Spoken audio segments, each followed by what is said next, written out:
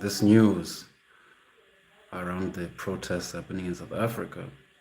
But mostly I'm listening to the things that people are saying. And no doubt tempers are high, um, emotions are high and everything. But um, I think in Africa we're missing what's happening here. Um, this is a call by citizens for accountability. And the reason African leaders are running about trying to make this an issue of xenophobia, as they call it, their concern is that ultimately accountability is being demanded of them. That in your countries, some of you have been in power since independence, and the people's lives have not changed. And as a result, they are looking for better life elsewhere. I have no issue with immigration. I think, that is how the world is. People move. But there are laws, right? And I want to call us to this issue of law. Law, order, accountability. For the whole of Africa, this is not any country in particular. We need to insist on law and order, accountability of elected public officials, the rule of law, and the law must apply to everybody. And that is what South Africa is insisting. See, the thing that's upsetting South Africans is we've got all these commissions going on. Seemingly, politicians in this country have been violating the law for years. And then they turn around and come to the public and say, we must observe the rule of law. Do you see what the problem is?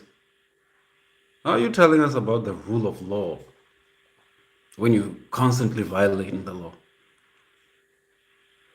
See, the thing about law is a sacred thing. Law is an agreement, it's covenant, right? We agree these are the laws that are going to govern us in South Africa. Then we have politicians that just go around violating those laws all over the place, public officials, national police commissioners. Then the same people come to us and say, no, you must not violate the law. No. So these are the issues, So I think we're looking at this wrong, and we're at each other's throats, when really the issue is not immigration per se. The issue is failure of governance and leadership in Africa. And that's what we're saying. Look at all the countries in Africa. And South Africa, for all its imperfections, at least here we can still talk like this. I can still call out my state president, and I'll still wake up tomorrow on Monday and go to my job. In many countries, it is not so in Africa. That is just the reality.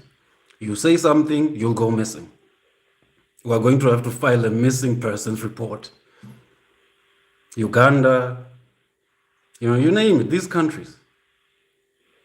Dissent is crushed. And so in an environment like that, of course, you want to leave and go somewhere where it's a bit more freer, where you can express yourself, where you can live a bit more freely, and disagree with your leaders if you think what they're doing is not in your interest. And so you see, this thing in Africa, you can't solve it one country at a time. All of us as citizens in Africa have to stand up, because our leaders are not accountable. They don't hold each other accountable. They go sit there in the African Union. I don't know what they discuss, but it doesn't look like they discuss these issues that are burning for ordinary African citizens. So I think we should look at it differently. This should not turn into a hatred among Africans. It is a demand for accountability from failing leadership. I'll close with the Minister of Foreign Affairs of Ghana, who made a whole spectacle through this whole thing. I have a comedy series I'm working on, calling it Kimian Comedy. Comedy with a K. I have certain archetypes I'm mapping out. The Foreign Affairs Minister of Ghana, I refer to as the Pan African grifter. That's the guy who will invoke Kwame Nkrumah, Pan Africanism, when you don't really have a track record of him and what his Pan Africanism is about. It's opportunism. It's a grift, just got a way to, to platform himself as the Pan Africanist in Africa. You're no Kwame Nkrumah. You are no Kwame Nkrumah. So yeah, this thing of hijacking Pan Africanism. Look, man, I know Pan Africanism. There is no one who can. I also listen to Tawambek. These politicians are still not listening to the citizens. They're still trying to lecture South Africans about history. African continent supported us and against apartheid. I hear it, not dismissing it. But you cannot lecture South Africans now about Pan-Africanism. I mean, I read a comment somewhere in one of the videos that they were showing the news. And, in the comments, someone said, I don't care about Pan-Africanism. I really don't. And how can you blame them?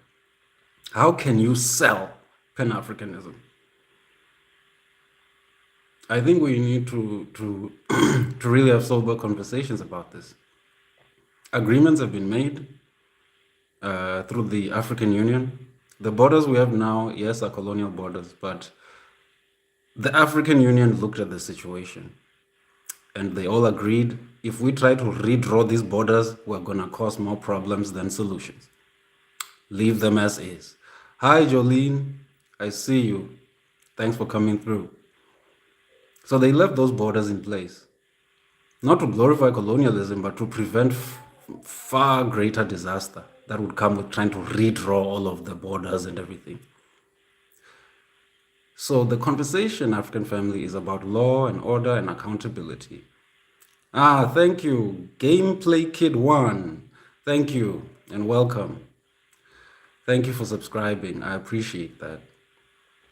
But yeah, African family, this is the thing, man. We have to change, because the problem is you can try to resolve things in South Africa, but if in Zimbabwe they are still suppressing and crushing dissent, in Uganda and other countries, they are still crushing dissent, and people still feel they need to move and they're not developing and creating opportunities, people will move. And so we have to arrest this thing at the source.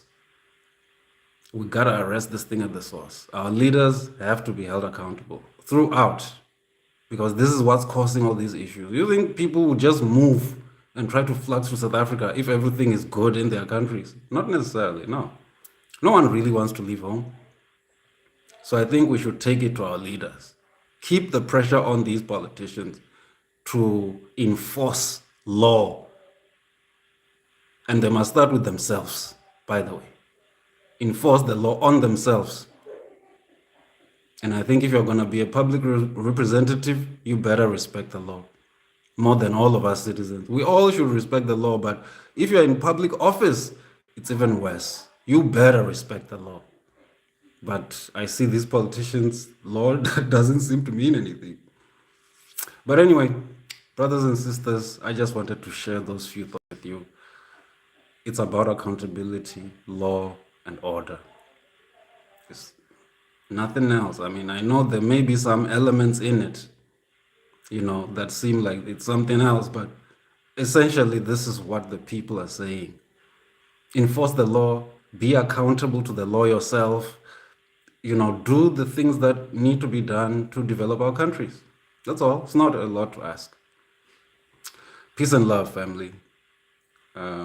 Thank you for joining me. Jolene and Gameplay Kid 1, thanks for joining me. I'll see you soon, family, as we continue to observe these developments.